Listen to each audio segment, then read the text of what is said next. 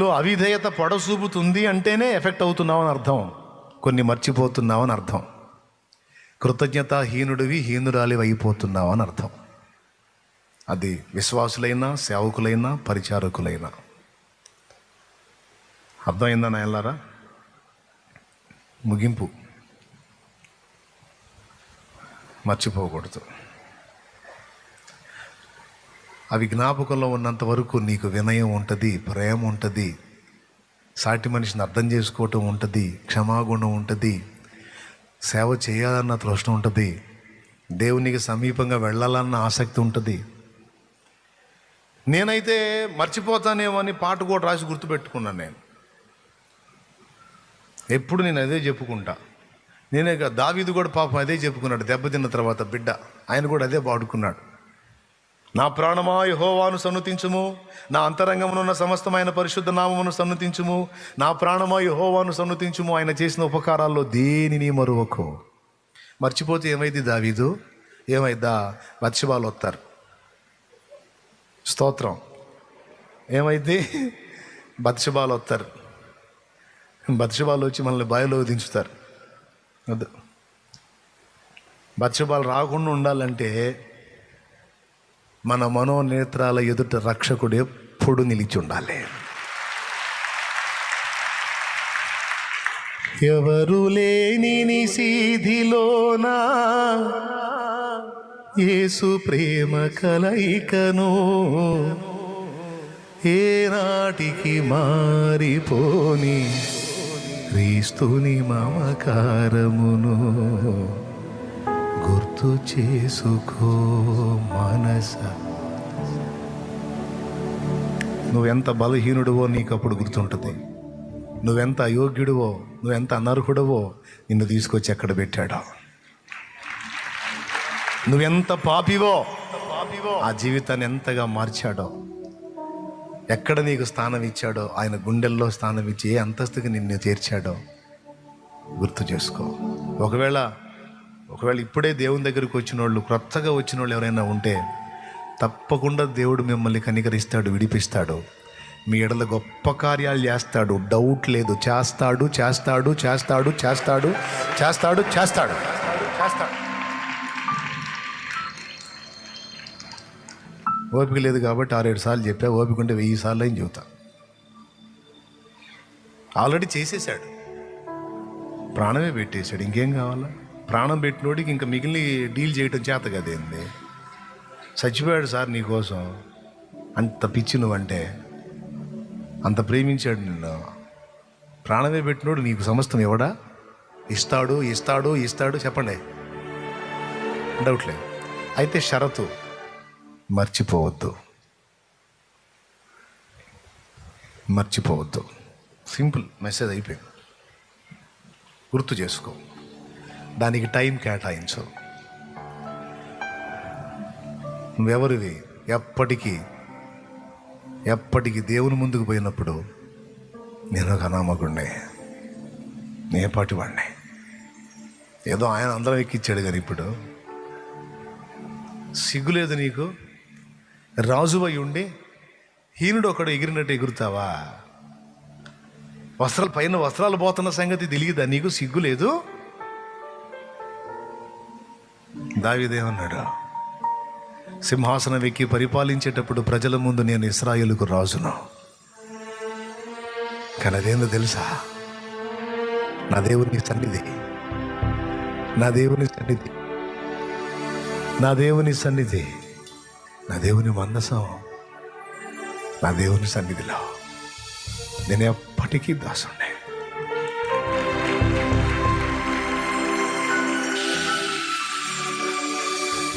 నా పక్షం వహించాడు. ఒక్కసారి ఆలోచించండి.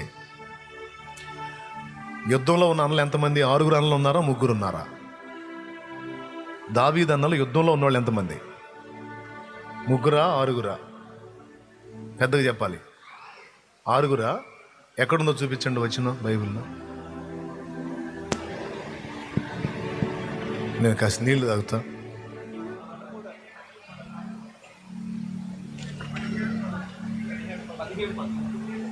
17, 13 అంట చూడండి. ఇక్కడేమో అభిషేకం చదివాడు.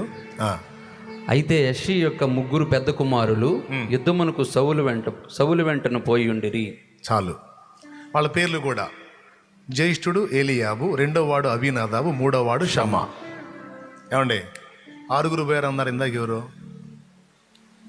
అంటే మిగిలిన ముగ్గురు వీళ్ళు రహస్యంగా పంపించారేమో. స్తోత్రం. ఓకేనా? ముగ్గురు ఏడికి వెళ్ళారు? యుద్ధానికి పోయారు. ముగ్గురు యుద్ధానికి పోతే ముగ్గురు ఎక్కడ ఉండాలి? ఇంటికాడ ఉండాలి. దావీదు ఏమన్నా పని పాట లేకుండా ఉన్నాడా? గొర్రెలు కాస్తున్నాడు. ముగ్గురు యుద్ధానికి పోతే, ఒకడు గొర్రెలకు పోతే, ముగ్గురు ఖాళీ ఉన్నారు. యెష్షయి ఆ ముగ్గురులో ఒకరిని పంపించవచ్చుగా, ఆహార పదార్థాలు ఇచ్చి. ఎప్పుడన్నా ఆలోచించారా? యెష్షయి ఆ ఉన్న ముగ్గురులో, రే 4వ వాడా, 5వ వాడా, లేదా 6వ వాడా, నువ్వురా అన్నవాళ్ళని పలకరించి ఆ యుద్ధం ఎట్ట జరుగుతుందో తెలుసుకొని ఆ ఆహారం ఇచ్చిరా అని చెప్పాలి. దావీదుని ఎందుకు పంపాడు? అసలు యెష్షయికి ఆ మనసు ఎలా కలిగింది? దావీదుని అడిగితే ఏం చెబుతాడు? నన్ను హెచ్చించాలనుకున్నాడు నా దేవుడు.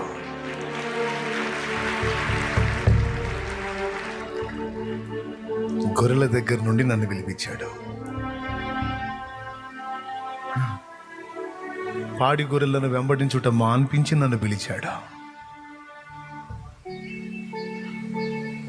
ఒక జ్ఞాపకం, నాకు ఒక సాక్ష్యం. దావీదు అక్కడి నుండి తెచ్చాను నిన్ను. ఇంటికాడ నుండి పిలవలా, అది గ్రహించాలి మీరు. ఇంట్లో నుండి పిలవలా, గొర్రెల దగ్గర నుండి పిలిచాడు. ఆ స్థితి దావీదు గుర్తుండాలి. గొర్రెల కాపరిని ఇశ్రాయేలుకు కాపరినిగా మార్చాడు.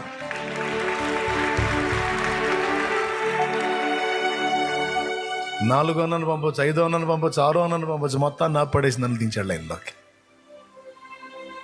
అది కూడా ఏ టయానికి పంపించాడు? కరెక్ట్గా గొల్లియాతో వచ్చే టయానికి పంపించాడు. ఒకవేళ వాడి మాటలు వినకపోతే నేను యుద్ధానికి పోకపోతునేమో. వాడి మాటలు నాకు చెవిని పడేటట్టు చేశాడు. వాడిని గెలిచేదానికి నాకు ధైర్యం ఇచ్చాడు. నేను విసిరిన రాయిని తన వశంలోకి తీసుకొని వాడు నుదుటిని వచ్చేటట్టు చేశాడు. వాడు కూలేటట్టు చేశాడు. నాకు జయం వచ్చేటట్టు చేశాడు.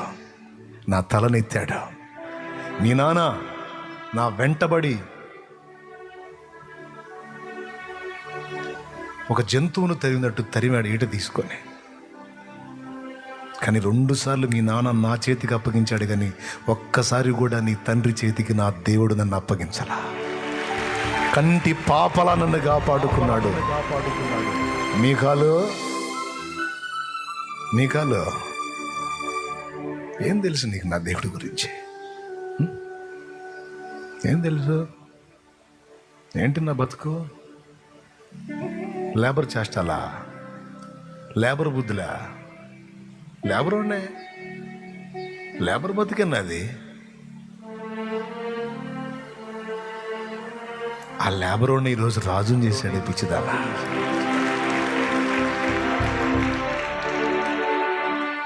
నిలబెట్టాడు నన్ను, నా తల ఎత్తాడు. ఆయనకి ఎప్పటికీ దాసుడు నేను. ఆయన కార్యాలు మర్చిపోను. ఆ కృతజ్ఞత గుర్తున్నంత వరకు దావీదు పరిస్థితి అది. మైమరచిపోయాడు, పొలకించిపోయాడు, దినమునకు 7 మార్లు స్తుతించాడు. అనుభవాలు అట్లుంది. ఇలాంటి మనిషి ఆ జ్ఞాపకాలు ఎప్పుడైతే కోల్పోయాడో పాపంలో పడ్డాడు. దెబ్బతిని గాయాలై గందరగోళం అయిపోయి తిరిగి తిప్పుకొని దేవుని పాదాలు పట్టుకొని ఏడ్చి మొత్తుకొని మొర్రపెట్టి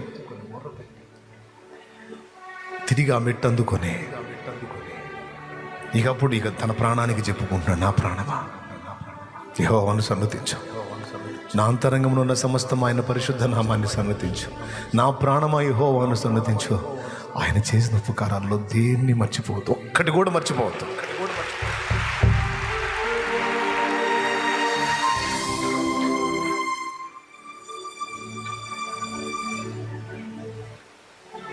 మీకాలు సొంత భార్య ఎగతాళి చేసింది, పట్టించుకోడు.